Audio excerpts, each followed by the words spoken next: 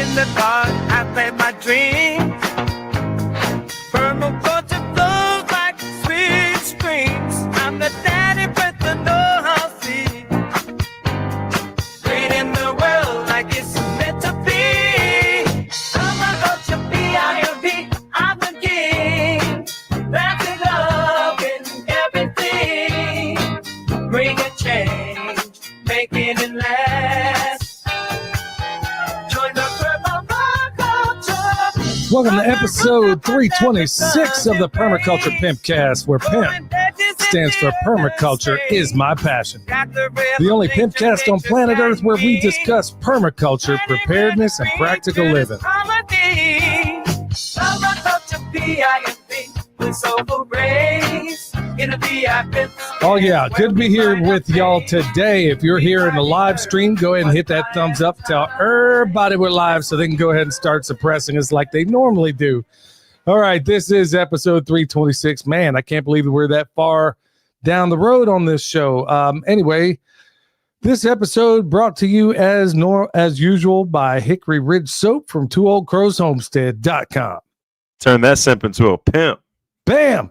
Living Soil Foundation. Yeah, we are doing we're waiting on tests right now, but we're doing some big stuff, all thanks to your donations out there. So I want to give a shout out to everybody that's contributed. A number of people sent it through the mail. You did it through Give, Send, Go. And once again, I can't thank you enough because we are definitely moving the needle. And judging by a visit I had last week, we seem, out of nowhere, we had like so-called soil specialists coming up out of nowhere around here. And Alan Booker, who I interviewed a week ago, he shows up in town. And yeah, it's amazing how many of these people just disappeared. But they'll show up. I mean, they will absolutely show up for some fire gathering or some poison dart frog whatever around the fire. You're talking about ayahuasca? Yeah, man, these guys are doing some weird stuff, man. They were in here last little get together they had a little poison dart. I mean, when I was in Panama, I remember they had this frog and they would get it and they'd warm it up. Somehow this thing would secrete some kind of sweat. They would take it, the natives would take this stuff, put it on, blow darts or whatever, and it'll paralyze something. Well, you could take people microdose with this stuff apparently. And yeah, that was part of the class they had, not this time around, but the last time. Me and your mom made absolutely sure we weren't there anywhere close to this place, man. Who even knew what kind of demons were flying around that place? But yeah, they'll show up for that. But boy, to go out here and learn something, can't seem to get nobody to show up for that sort of thing. Anyway, how's it going, son? I'm reading some of these comments. Dustin Bramley says the only two pimps I know whose stable of chicken heads have feathers. And I was thinking, my wife is actually the one that feeds the stable. Yeah, she's the queen bee, I guess. I guess. And then Godheart Guardian saying, "Pimpin' is pimpin', which I think is a Cat Williams quote. Yeah, it is so amazing though how many people get offended even after. It's like they made up their mind they're going to get. First of all, if you look at the title of the show, Pimp, you can obviously tell it's an acronym. And even after you tell them what it means, there are so many people out there who are just absolutely determined to be offended no matter what. So, hey, I guess we ain't for everybody. Anyway, let's get into it. We'll talk about the farm news, and then of course I got a couple of political observations I'd like to make. Maybe you haven't, unless you're on my X account, you probably don't know what I'm talking about. Anyway, flipped some compost around here. I did it a little bit differently this time. I got some old wood chips, not wood chips, but I'm talking like aged chips that are down to the point where they have become compost. Anyway, I'm doing a thermophilic pile on those, and I just flipped that yesterday. Literally moments before coming in here, I was out there weed eating this bank that we have that's full of silvergrass, and I'm staying on top of it. We've eradicated it in most places. This is one of those places where we still have it. And with all the rain and all the crazy weather and stuff, and commitments everywhere, having to go here, having to do that, do this, do that, fix the driveway, all kinds of crazy stuff. Haven't really had a chance to get after it, and it's a little far along in the tooth. And when this silvergrass gets long, folks, it is a nightmare to deal with. It really is. It's like trying to cut bamboo. So I was out there doing that. Let's see here. I gotta still get this sheep net off the mountain that's been up there ever since the hurricane. A tree fell on it. I finally had the time, because we've been helping everybody else. Finally got the time to sit here and chop up part of it to access this net. And of course, it's grown all up in there. And so consequently, here's one of those things that nobody likes to do. I had to go buy 2 more nets.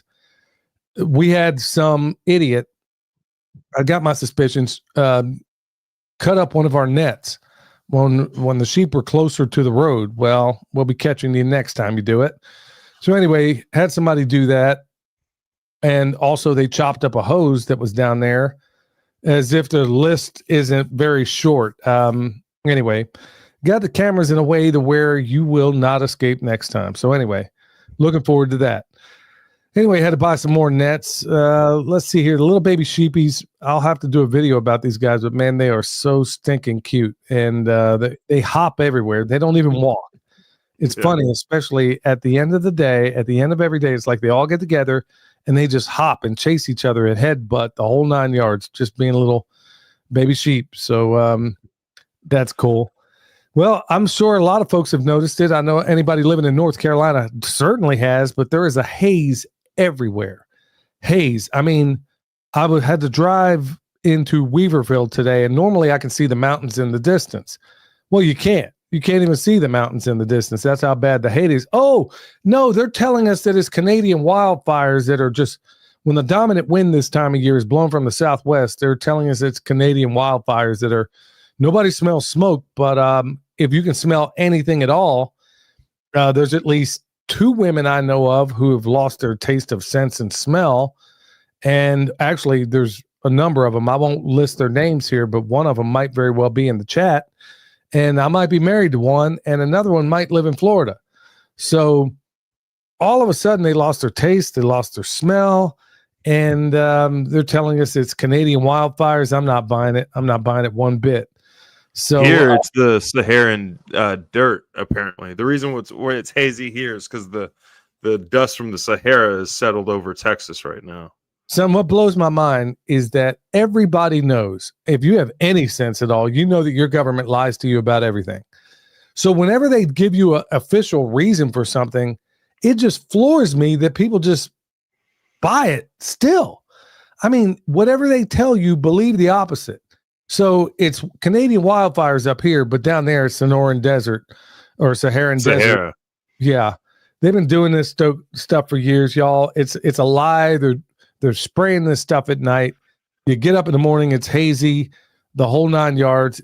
They're playing games, and no, I don't have any doubt that there might be some Saharan desert dust that does make its way over here. It's just other times in the past, every time they've claimed that in the past, there's always been like a reddish tint to it. This time it's like the normal haze. It's just like almost whitish gray tint up there. Usually it's red whenever they claim it's the Saharan desert. Not anymore. Yeah, but they've been doing that for years, claiming that's what's happening. Folks, whatever they tell you, believe the very opposite. Okay, case in point. This is where I go a little bit sideways. Okay. Anybody look at the news cycle when something breaks on a Friday? Take this from a guy who used to work in this space. Okay. I was a political commentator for years, and I know how the political cycle works. So when a news breaks on Friday, it's with the expectation, they call it dumping day for a reason. They dump it on Friday because they know by Monday, the American public is not even, they're going to forget about it before Monday even rolls around. Okay, case in point. So what breaks out on Friday? Oh, we find out that Trump basically betrayed the American public and teamed up with Palantir, Peter Thiel, to basically do a little database on all the Americans, as if we didn't know that was already happening anyway. But here it is. I swear, I'm telling you folks, as sure as I'm on this microphone right now, I almost wrote a post on X. I almost did it saying, mark my words, there will be some great thing that unfolds by Monday to keep everybody from asking any critical questions about Palantir. Well, heavens to Murgatroyd, what happens? All of a sudden, we got another mysterious, I'm going to call it, look, at this point, I'm going to call it a false flag. They get a 2-for-1 here. Now they get more sympathy for Israel, which I don't understand. And at the very same time, they're able to shift the narrative. Everybody on Twitter was absolutely furious over this Trump Palantir thing. I mean, furious. And then I even wrote, I think on Ann Vandersteels and a number of others, I said, mark my words, by Monday. I didn't put it as a post, but I should have.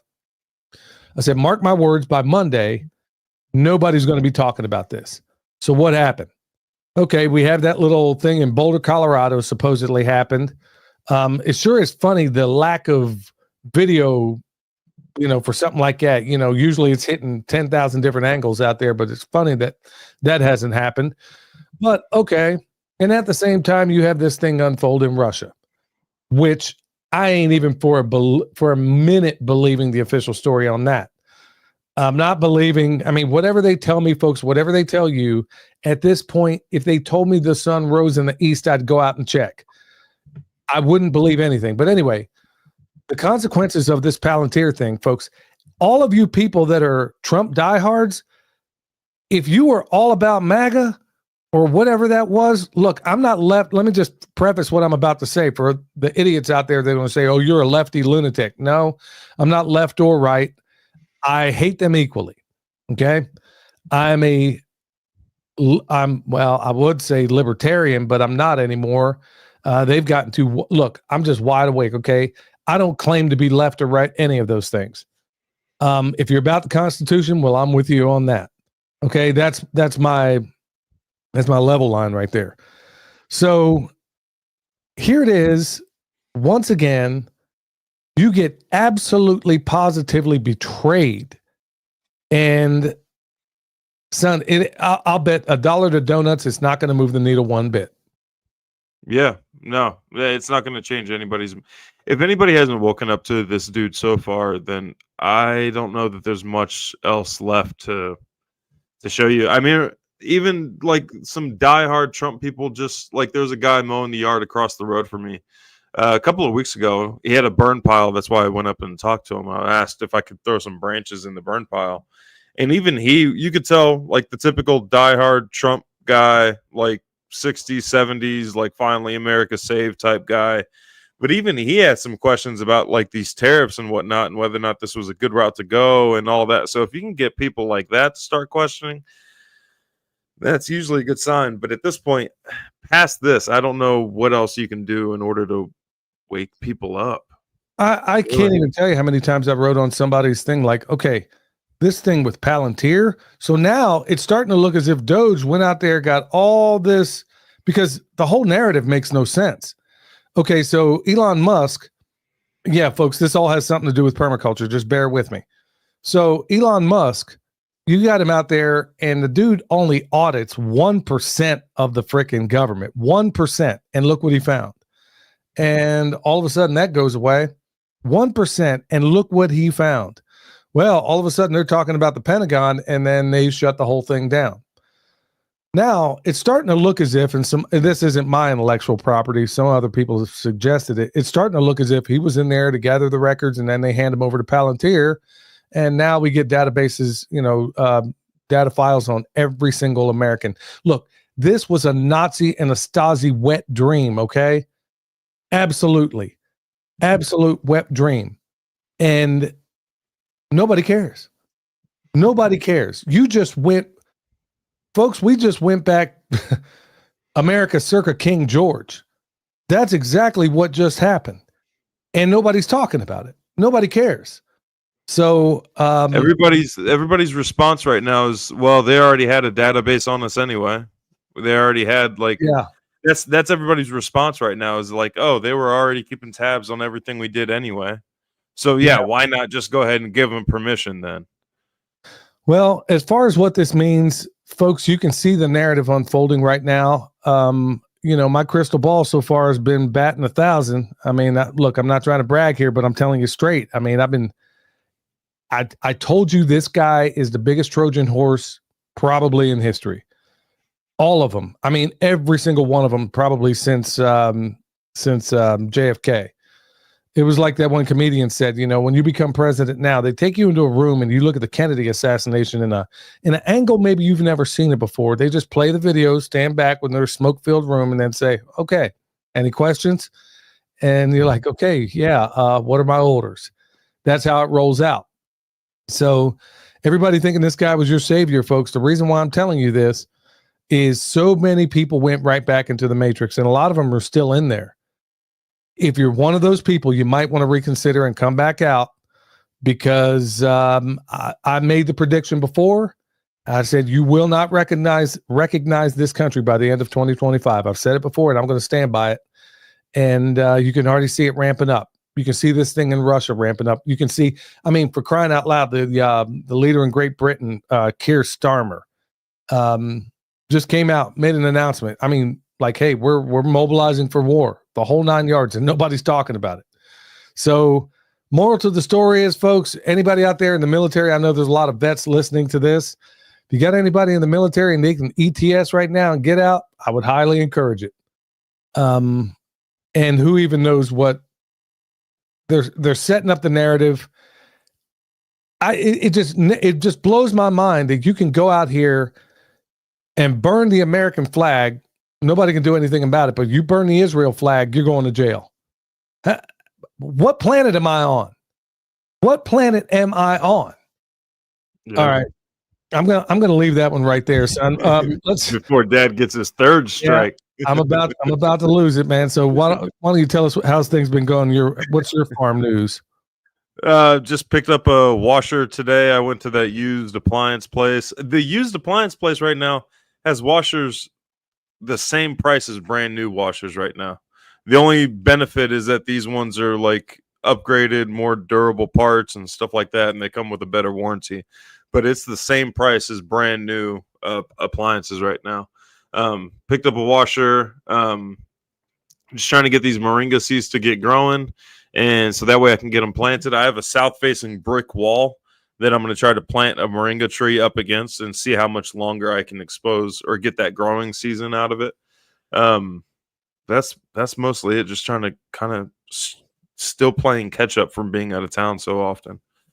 Yeah, I'm still playing catch up from the hurricane. I mean, we've been helping a whole lot of other people out there. And now it's like, okay, man, we really got to put foot to butt and get our own selves squared away. So that's what we've been doing. And, eating a lot of the food we grow right now, that high tunnel's kicking. I mean, we got your mom just cooked a bunch of beets and I ate some of those. And is that what that banging around is in the background?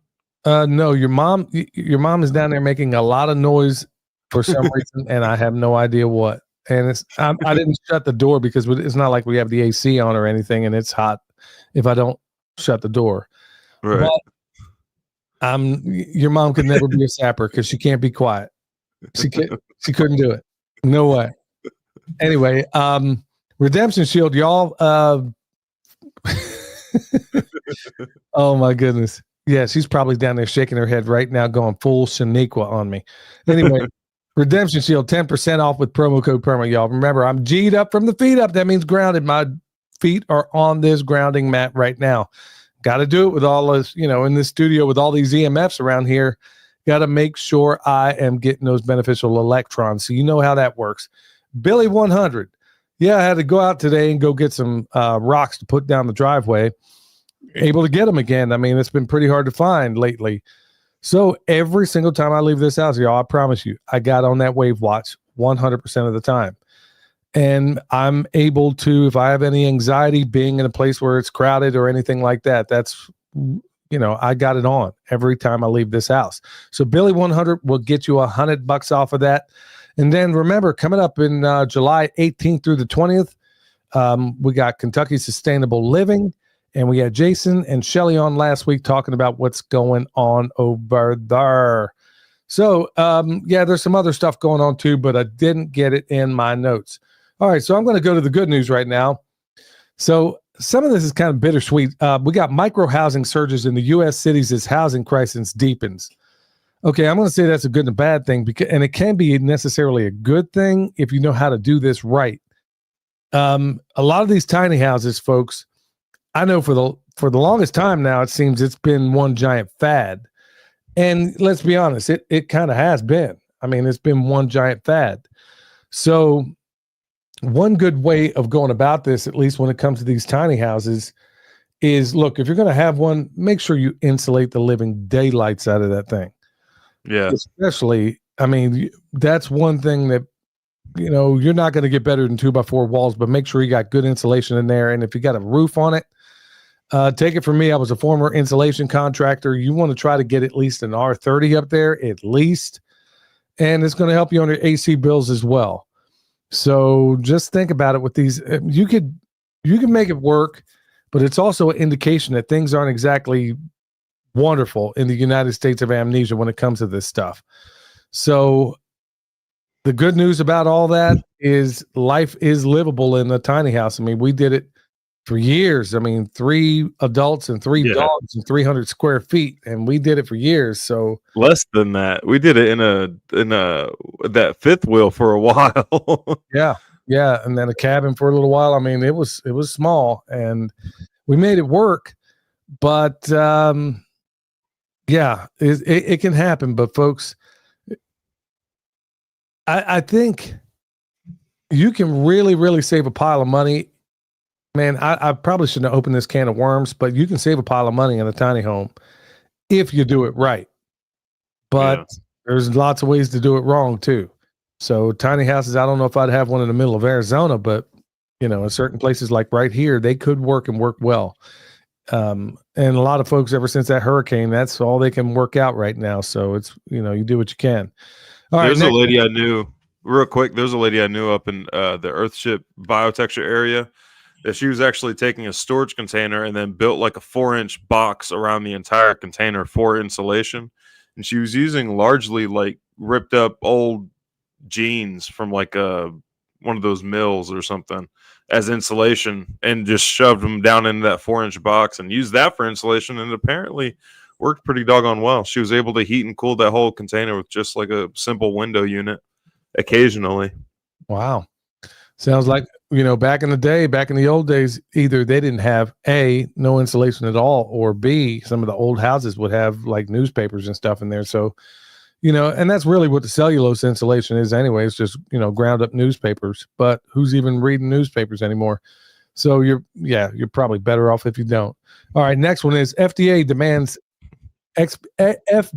experts demand ban on cancer-causing talc hidden in everyday food and medications. Okay, so a lot of that talc that everybody's been using has been found to cause some pretty serious, problems out there, and a lot of it being cancer. At least that's what they suspect. Well, the good thing is the FDA is doing anything worthwhile. Well, maybe pulling that off. Don't say anything about chemtrails or mRNA. No, let's not talk about those. But talc, along with yellow dye number 7 or whatever it is. Oh yeah, we can get that talked about, but let's not talk about the things that are, like the elephants in the room. Yeah. All right, and the last one here. So methylene blue revives hope. And this is a really good story, if you ask me. Methylene blue revives hope in fighting Alzheimer's, aging, and cancer-linked neurotoxicity. Man, you can learn a whole lot about this thing. Now, people have sent me emails talking about people that have talked about the negative side effects of methylene blue. Yeah, I guess it depends on where you're getting it from and whether or not you're using it properly. So using this methylene blue, it's like a panacea now, and everybody's just doing it. There are ways in which you should go about doing this, and there's ways you should go about taking it. But the good news is that when you look into this article, you're finding out that all of these people with Alzheimer's, man, if you really want to get a really awesome understanding about this, listen to anything Dr. Jack Cruz has to say about methylene blue and what it does and how he was one of the pioneers in using it in surgery and why he used it. So it does have its role, but everybody out there is just going haywire with it. But it's pretty awesome that people out there with Alzheimer's, I mean, at the rate we're going now, maybe we'll all have it with all the aluminum they're dropping from the sky. I mean, we're going through it like nobody's. I'm having a detox like folks like nothing you've ever seen before because of how bad it's gotten.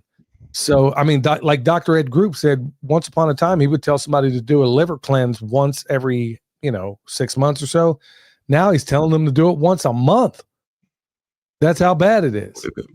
Yeah, I believe it. Yeah, the most controversial video I've ever done was having a blue bottle of pee and using it to heat up a compost pile. I didn't realize it was like a political statement when I made that video, but people were losing their minds over that video. Oh, like, oh, this guy's got blue pee. Everything he said is just incorrect now. Like, yeah, I'm honestly, I am so over even trying to explain certain things to people. And the ones that seem to be the most bellicose about it are the ones that, do what they do every day and then you watch TV every night. Well, or you do zero study at all into the topic that you seem to be a self-proclaimed expert about. So anyway, yeah, methylene blue does have its role in stuff.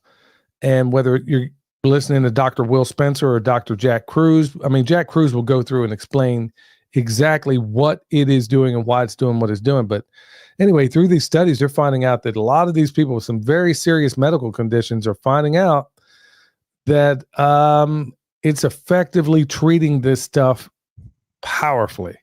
So it's like one of those unintended, because it was meant to be a dye. I mean, or people used it to clean their fish tanks and stuff like that back in the day. So, here we are. This stuff. I mean, if you're having any of those issues or know somebody that does, well, go out there, find a decentralized doctor and see if you can't get some help with some of this stuff. And that's one of the things you might bring up. But also you might want to look into Dr. Jack Cruz and find out, I keep bringing up that guy's name, man, but I'm doing it for a reason. All right, y'all. With that said, we're going to go to my man, Eric. Hey, Eric, Sider here with your Pimpcast tip of the day. Today's tip, retaining our humanity. I listened to a great interview talking about the danger of losing human skills with the increasing use of AI. If smartphones and social media started the fire, AI is like pouring on the gasoline. We are actually rewiring our brains because kids are being raised by screens. These kids are less capable of interacting with other humans in person. Our emotional intelligence is plateauing at toddler level. We don't know how to deal with our emotions. We lack empathy. We don't know how to resolve conflict peacefully. These are all the critical human skills we are losing. AI can create anything now, indistinguishable from reality.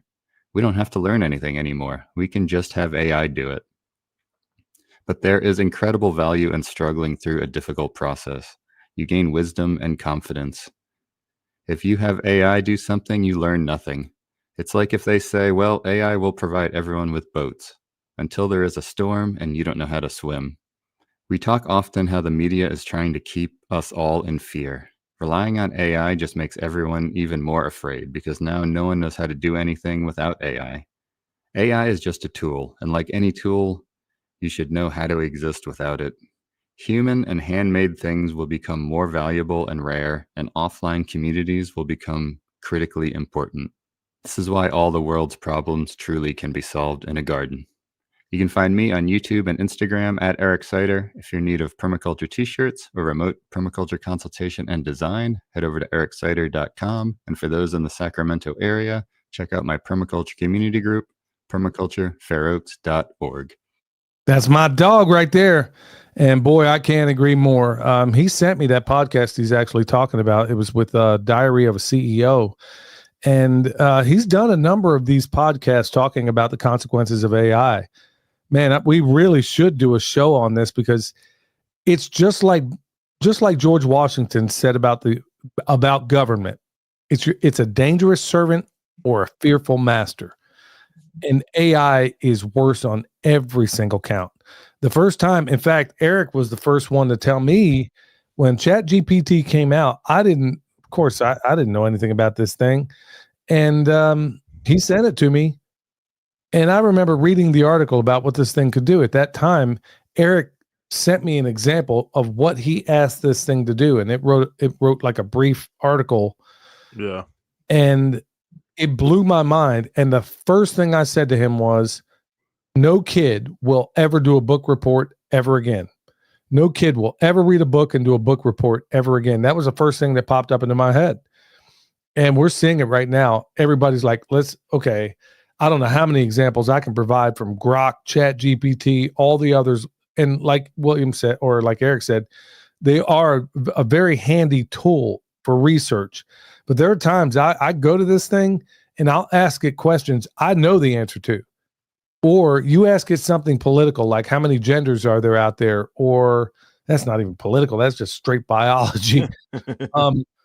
You ask it something like that, or ask it regarding,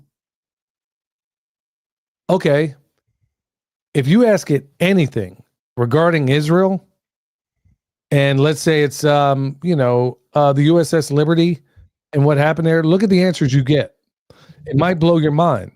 So no, AI isn't the end all be all, but so many people, just like when Snopes came along, they were like, well, I checked it with Snopes.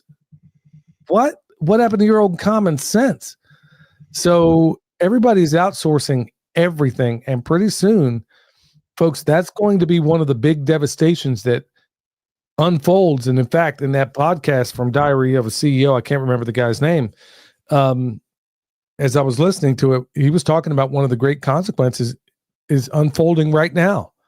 What do you do with all these people that are almost certainly going to not be in the workplace anymore? Well, you might want to be thinking about a plan B, because honestly, are you going to trust AI to grow your vegetables? Well, it can't do it. Or let's say they got robots out there. Okay, well, there are things that fundamentally these things are probably never going to be able to do. But at the end of the day, would I want them to? And the answer is a resounding no. Son, do you intend to get a robot? No. I've seen iRobot. I know how that goes. Yeah. You can end up riding around on a motorcycle with Will Smith shooting him with a sawed-off shotgun. Yeah, I don't want anything to do with any of this stuff. I mean, we all are in this matrix to some extent or another, but I'm trying as often as I can. And honestly, I'm removing myself from tech as often as I can. So in fact, I'm trying to be so conscious about it that anytime I pick up my phone or iPad, or let's say I'm prepping this show, whatever the case may be, I try to make, first of all, I'm protecting my eyes and my skin as best I can. So I'll have a blue light blocker on, or if I'm outside, I'll make sure I'm like midday when I mess with these things. But when you get down to this AI and the whole 9 yards, folks, I'm telling you, everybody is so reliant on it right now, and it's going to replace jobs in a way that people haven't even dreamed of yet. And don't think that wasn't part of what Musk was doing when he was there at Doge, because honestly, at this point, none of it makes any sense right now. It's one giant screw job. I'm predicting that. Anyway, EMP Shield $50 off with promo code PERMA. Remember, I'm a journeyman electrician, been one for almost 30 years now, and I'm here to tell you that your number one threat, well, I would have told you before this whole thing in Russia, is lightning. But now it might very well be an EMP. But anyway, EMP Shield, look, if anything gets downstream of it, whether it's a lightning strike or whatever the case may be, it is a transient voltage surge suppressor like nobody's business, and they got a guarantee that'll knock your socks off. So anyway, promo code PERMA will get you $50 off. So check out empshield.com. All right. I wanted to cover something in light of all the stuff that's going on in the news right now is people are really starting to ask critical questions about the world they're in. About time. So, and I think it's about to ramp up as the summer heats on. I mean, we are in the war months now. So anything can happen, anywhere it can happen. So I was like, okay, maybe I need to go back to my prepper. I hate anything that ends in ER. I can't even believe I just said it, son. I called myself, I'm not a prepper. I'm into preparedness. I don't use anything because you know what? The mainstream media has somehow turned anything that ends in ER into a pejorative. So I try not to use it. Anyway, from back into my preparedness roots, that's where I started before even getting into permaculture way, way, way back when. And I'm thinking it might be a good time to revisit some of this stuff in light of the things that are going on, because depending on how this hashes out, we may very well find ourselves in some very uncomfortable circumstances. And let's not forget about the fact that, you know what, they directed a hurricane right here in Western North Carolina where I am. I don't care what anybody says. We got the goods. We got the proof. That was a directed storm. They used the NextRad radar towers, the whole 9 yards. We got the goods on them. Dane Wigington has proven it, and a number of others have proven it as well. Okay. So let's say you got a Diddy Mao out of there quick. Let's say you got to bounce. Let's say you got to roll. And let's say you got to do it quick. Or let's say you do have a little bit of time and you only have a short period of time to even figure out what you're going to get. What are you going to take with you? So that's why I wanted to cover the things that ought to be in every permaculture bug out bag. I didn't tell William what I had, and he didn't tell me what he came up with. But, right off the bat, I mean, the list can be forever. But I'm saying if you had, it wouldn't even necessarily need to be a bag. Let's say you could grab a few bags and throw them in your vehicle and get away. Well, I'm going to say right off the bat, outside of the obvious, which is going to be storable food and preferably freeze-dried food, because you can carry way more of it and it's light. Obviously, the water purification, hopefully you got that, and matches, pots, things you can do all that with. Outside of those things, I wanted to throw in some other things that maybe people didn't think about. And I was going to say right off the bat, number one on my list is an heirloom seed pack, preferably from seeds that you've saved yourself. Man, there is nothing that will get me fired up quicker than hearing these people talk about these survival seed packs. Son, what's the downside of those survival seed bags? Is that if you're in a predicament where you have to, rely on those seeds, you've never tested them before, you don't know the germination rates, and then you're also going to have to wait for them to grow to a point where you can harvest the vegetables or the fruit. Like, that's good downstream and everything, but how often do you need to bug out with something like those? You know what I mean? Like, how often do you need to... we got a disaster that went off. 60 days, we're going to have some radishes wherever I find myself. I mean, I never understood those either. Yeah. And then also, like, you're picking the hardest time to now learn how to garden. You're picking after disasters happen, when you don't have use of outside inputs. The system is shut down and all that. You're picking the hardest time to learn how to garden. You may or may not have Google to, answer some questions. You may or may not have YouTube or access to YouTube. Learn how to do the gardening part before the disaster happens, so that way you can answer a lot of those questions. But like default behavior said, seeds are for rebuilding, not necessarily for immediate disaster response. Well, how do you know that with a lot of these survival seed kits, and that's what they call them, how do you even know they're going to do well in your area to begin with? I mean, if you really want to have some, seeds in your area that you've produced and you got generation after generation, preferably, well, if you've only kept the very best back, well, you really ought to have some good seeds. Who even knows where they're getting some of these seeds in these survival seed kits or whatever? So, you could focus on fast growing calories like amaranth or squash or beans, stuff like that. But honestly, I'm a big fan of those root crops too. But, it ain't like you're taking potato starts with you. Right. That's kind of hard to come by. And I'm not sure how rice does in a lot of other places, but that's the first one I got. So here's another one to carry or to think about is a folding trowel, like one of those army shovels, or even a hori knife, something that you could use for guerrilla gardening or wild harvesting, or digging in just about any terrain. So, like an e-tool? Yeah, e-tool. So one of those little collapsible e-tools where it folds up, I always hated those things in the Army. Man, I hated those things with a passion, because you just give me a real shovel, for crying out loud. But you're trying to move dirt with that thing, just ain't cool. So, like a folding trowel, hori knife, something like that. A hori knife I would probably favor a little bit more, but at the same time, that e-tool serves as a pretty good, like when you have to go to the bathroom or something like that, where you can fold that thing over and use it it's kind of handy that way where you can use it as like a toilet seat. I mean, not to get disgusting here, but you want things that have multiple functions. So that's where I lean into something like that.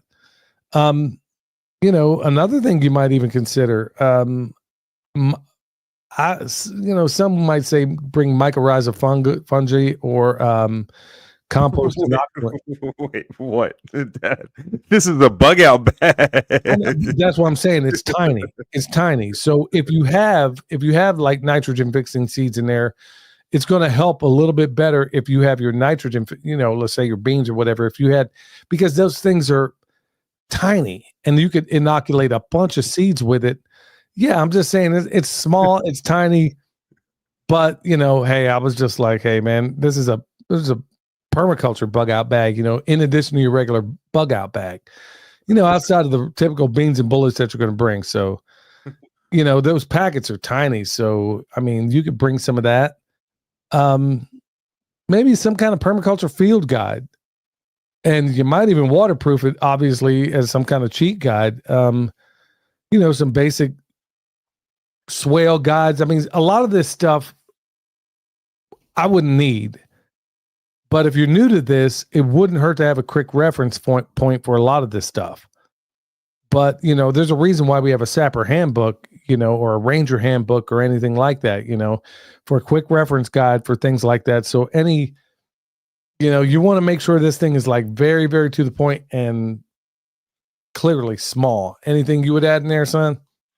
Well, you could do the permaculture design manual. That's what I was looking for. I was trying to see if I had it on the. Oh, there it is.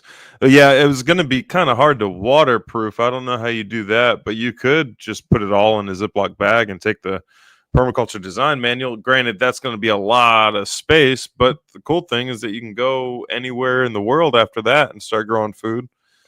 I was trying everywhere. I was trying to think about how you could compartmentalize that, or if somebody's ever come up with a way to. I don't know how I don't know enough about tech to know how to do that sort of thing, but if it were an EMP or something like that, it might be kind of handy to have a quick reference guide, just like with the Sapper and the Ranger handbooks. You don't have a 5-250 in this, which is a field manual that's pretty thick. So you have basically the nuts and bolt components that you're going to need in the quick reference guide for a Sapper handbook. So, and that's another thing I would really recommend people bring is a Sapper or Ranger. I would bring a Sapper handbook because it has everything a Ranger handbook has in it, plus some of the other things and words I can't say on this podcast. So you're going to get more bang for the buck that way. Portable water filters. That's going to be something you want to bring in there too, because good luck trying to function without clean water. So obviously, you're going to want to have a ferro rod, char cloth, or some kind of fire starters or something like that. Lighters. You want to have multiple ways to start a fire.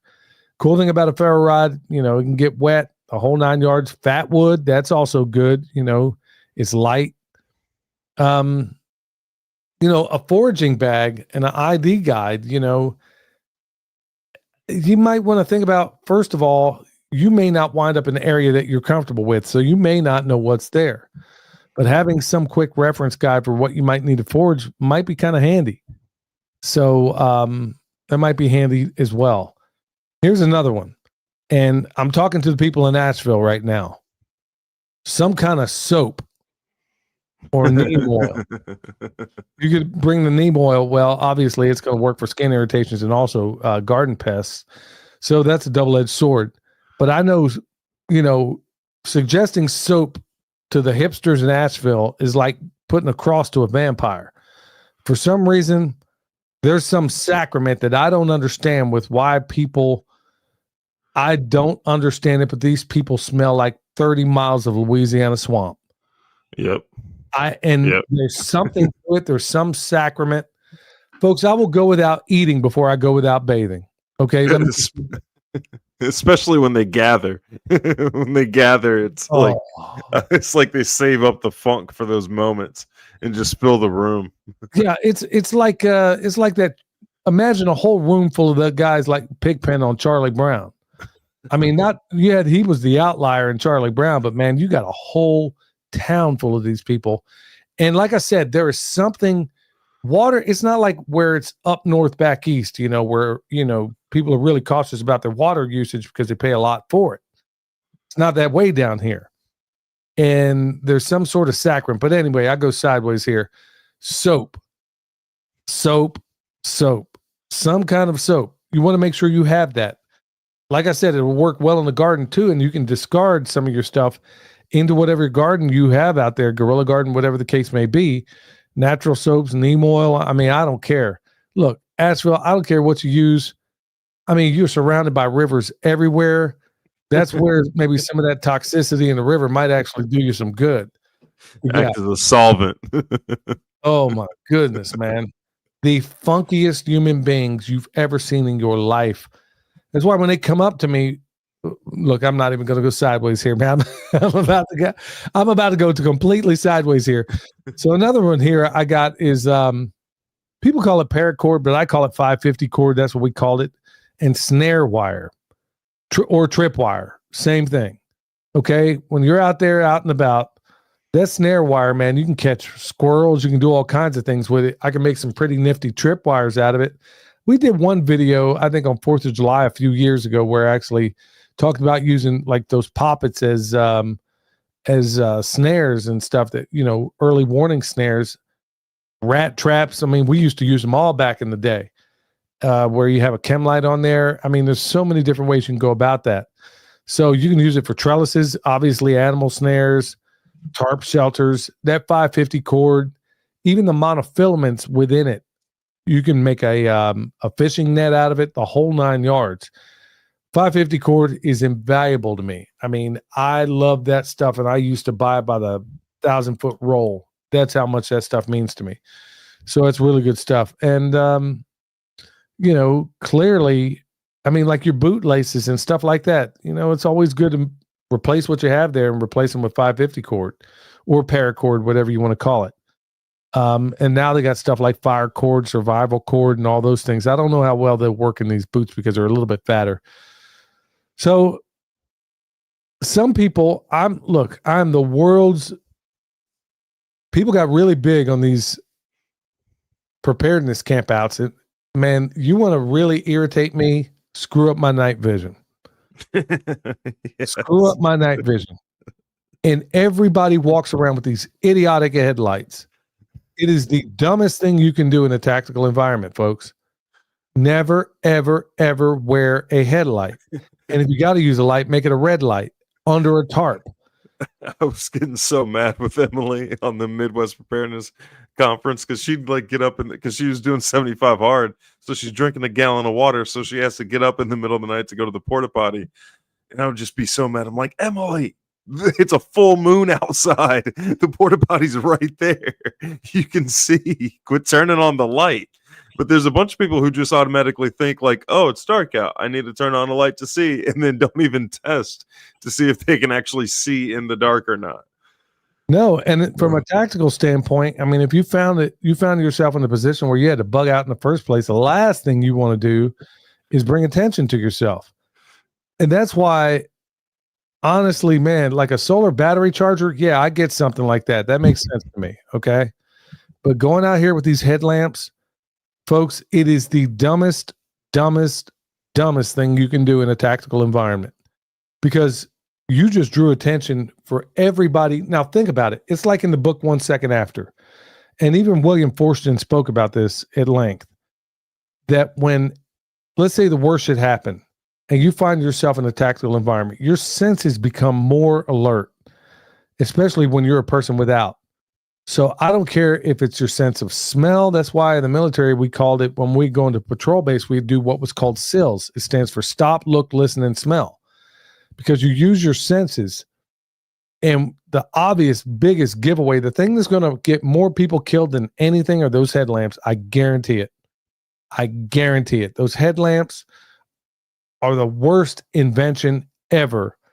And for some reason, even so many people within the preparedness circles don't understand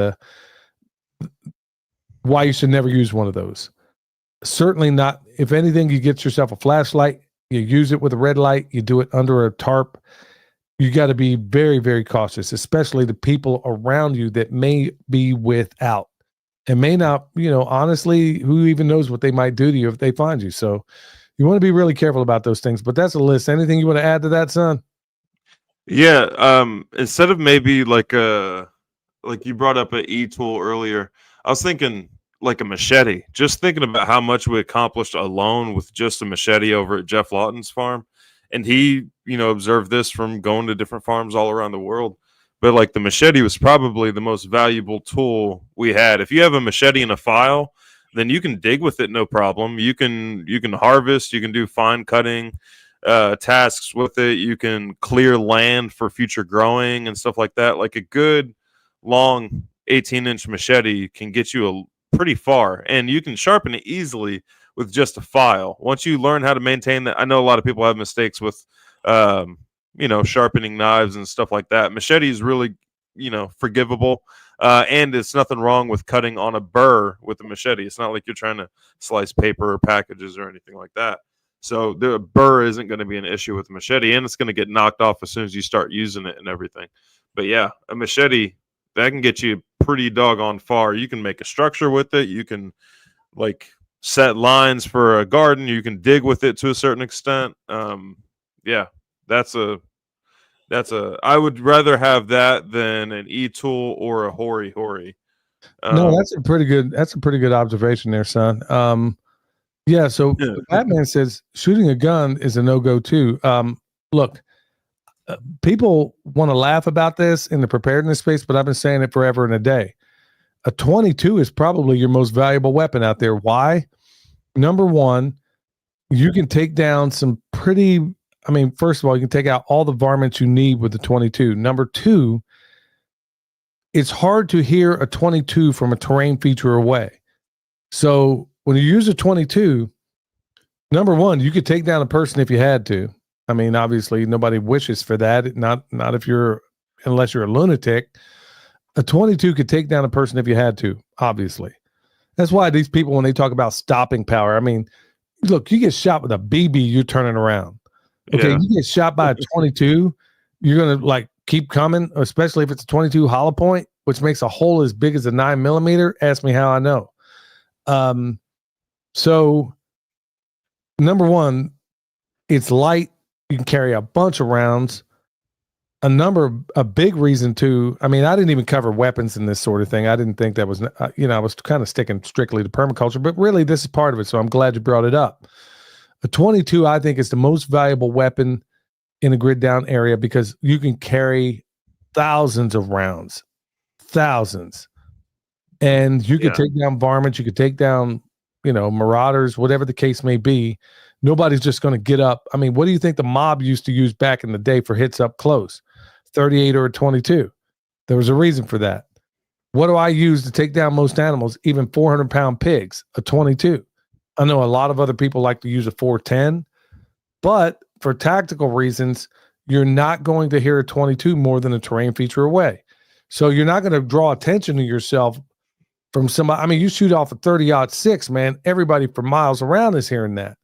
You shoot off a 22, they could, from the right distance, think maybe it was just a tree falling in the forest, or almost certainly not even hear it at all. So you can go around with the 22 and you can do a whole lot with it. So, yeah. Yeah. I can carry 500 rounds of 22 in my cargo pocket with no issue. Absolutely. You can't really do 500 rounds of anything else in a cargo pocket. Yeah, you can get a Ruger 1022. Man, I love that thing. Or that M&P 15. I love that too. It has like a AR platform. That is without a doubt the number one utility rifle that we use around here. Now I have all the others as well.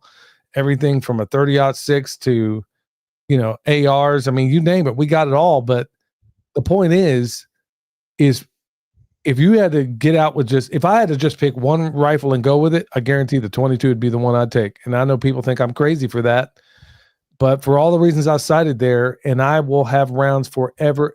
Your basic kit as a soldier is like 120 rounds. I think it's about 120, 130 rounds or something like that. Good night. I can carry a couple of thousand rounds and not even think twice about it with 22. So, and like I said, if you have an AR, if you have an AR, you can actually buy a bolt carrier group size for 22 because the diameter is the same, and you can actually switch your AR to shoot 22 if you wanted to. I've done that. I got that bolt carrier a while back, and I just use that to practice because it's much cheaper than 5.56. That's for sure. I can buy like 500 rounds of 22 for the price of 2 boxes of 5.56. Yeah, you're money ahead big time. So I didn't talk a whole lot about weapons there. I'm but honestly, since you brought it up, that's without a doubt my favorite weapon out there. I have a family member who thinks that a handgun's all he needs, and I'm like, okay, if it comes down to that, I'll just leave that one right there. All right, son. Anything else to add?